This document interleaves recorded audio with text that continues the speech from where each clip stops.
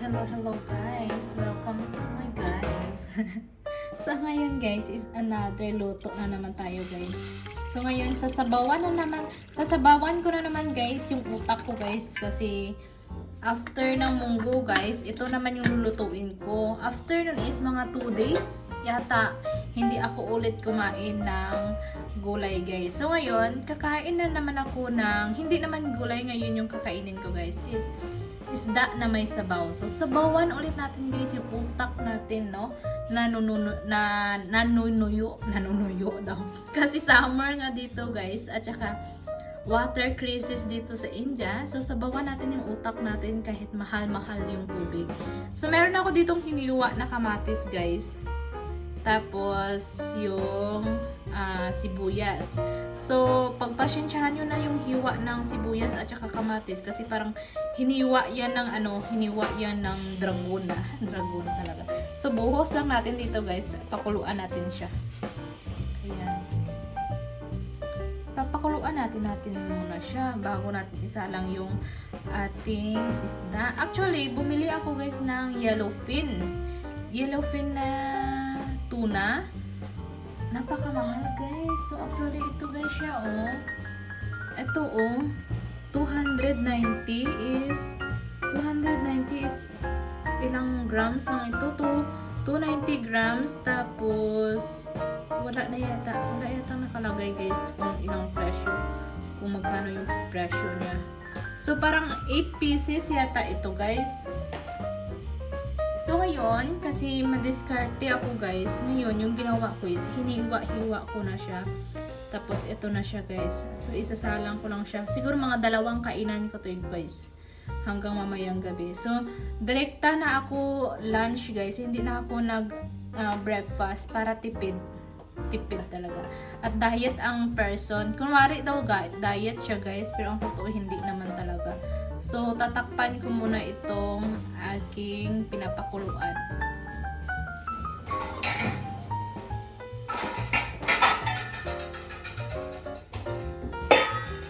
Ayan. Ayan guys. Tingnan natin. Hindi ako nagbukas ng chimney guys. Kasi maingay yun.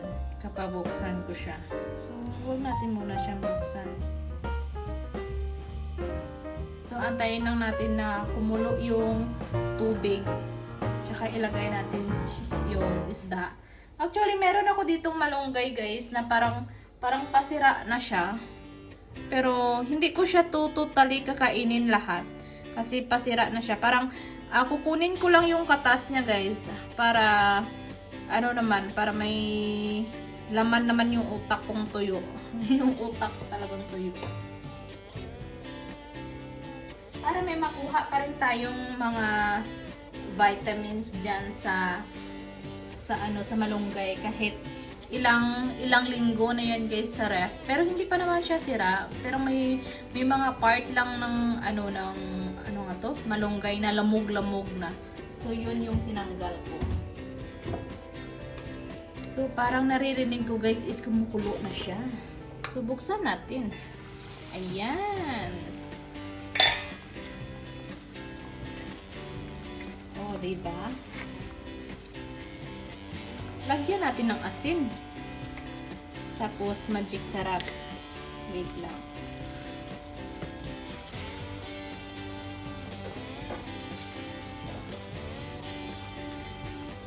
Ito. Lagyan natin magic sarap.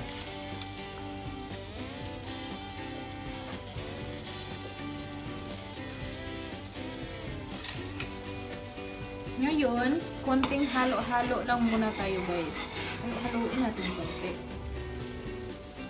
And then, pwede na natin ilagay yung ating yellowfin na tuna. Ayan. Masarap yung yellowfin na tuna guys. Kasi masarap din yan yung presyo niya. Mga, yan guys, mga 1,000 plus yung mga presyohan nito ng mga isda na seafood. Grabe. Presyong gold dito guys yung seafood, yung sea water na fish nila. So takpan ko lang siya.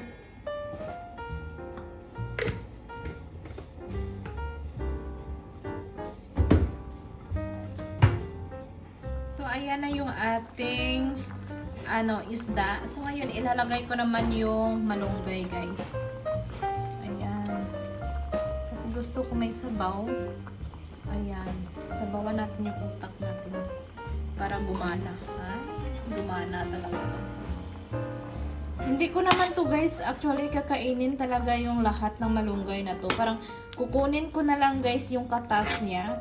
Kasi one time, kumakain ako nito, tapos gabi, parang whole day ko ba kinakain yung niluto ko, guys. Tapos minsan, hindi ako natutunawan kahit malunggay. Tapos minsan, kahit yung carrots. Ay, naku, matanda na yata ako, guys. Bakit ang mahina na yung tiyan ko sa pang-digest? Bakit buo-buo pa rin pag dumi ako? Ay, naku, Mariusip. Ang bata-bata ko pa, hindi na ako maka-digest. So, ngayon, pakuluan ko lang siya ulit.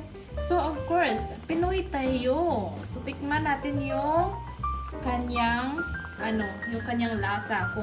Kung katamtaman lang ba or maalat or kailangan pa natin dagdagan ng ng asin.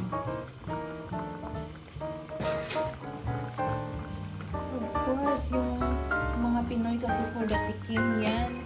Pero yung mga Indian, guys, hindi na nila yan tinitikman yung kanilang niluluto. Parang tansyado na nila. So, hindi sila hilig sa mga tikim-tikim.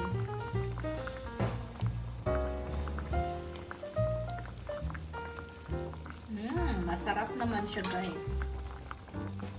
Sarap na siya, guys. Kahit ganito lang, guys, no, sa probinsya natin, ang sarap na ng kain natin. Pero dito sa India, guys, pag nakita ako ng asawa ko na ganito yung niluluto ko, pinagkakaawaan niya ako. Hindi naman ako kawawa. Healthy naman tong pagkain natin, di ba? Sabi niya, ano ba yung luto mo? Sabi niya, laga-laga lang. Pero proud naman siya, guys, kasi parang puro laga lang, hindi tulad sa kanila na madaming seasonings na mga nilalagay.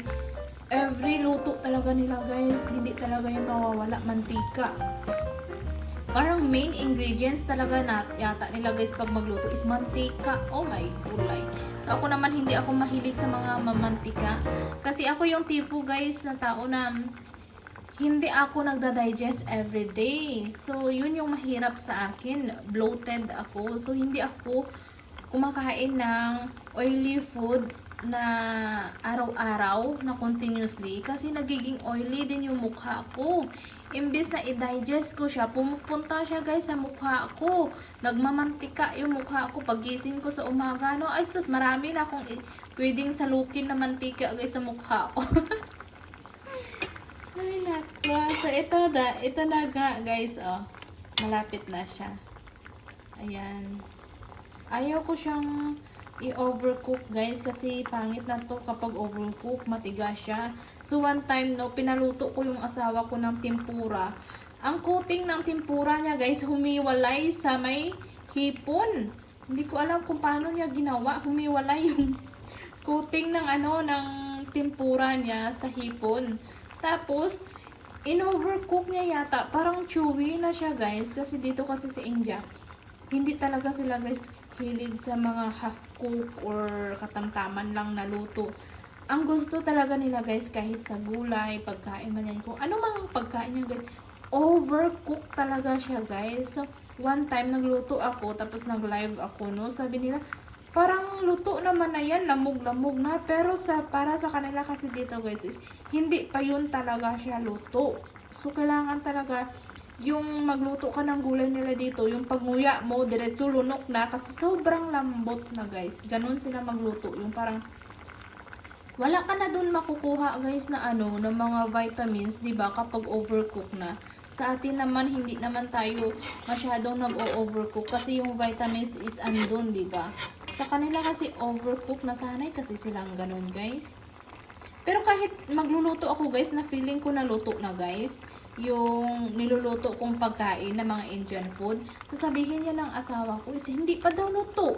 So, wala akong choice, kundi sundin na lang yung gusto nila kasi pagka sila naman kakain, hindi naman ako eh. Pero bihira lang naman ako kumakain ng kanilang Indian food. Kapag ako nagluto ng Indian food, guys, or yung gulay, is natatansya ko kasi yung nalalagay ko ng mga spices, asin, kung ano-ano man yan, kung anong inik-inik man yung nilagay dyan guys. Natatansya ko siya, so nakakain ko. Kumakain din ako ng sarili kong luto na Indian food. Pero kapag yung asawa ko yung nagluto guys, ay, huwag ka na mag-expect. Hindi ko talaga titikman yan. Hindi ko talaga hindi ko talaga yan titikman kahit konti. Kasi alam ko maalat siya na spicy yung pagkakaluto ng asawa ko guys. Ganon sila. Extreme sila sa sweets, extreme din sa alat. So, for the daldal, ang person guys, malapit na tumatuyo yung aking isda. So, ganyan lang kabilis. Diba? Wala pang 30 minutes. Or, just like 10 minutes lang nga siya. Tapos na. So, patayin ko na yung aking apoy. So, dyan ko lang siya ilalagay muna guys. Maya-maya. Yes, kakain na ako. So, ayun lang.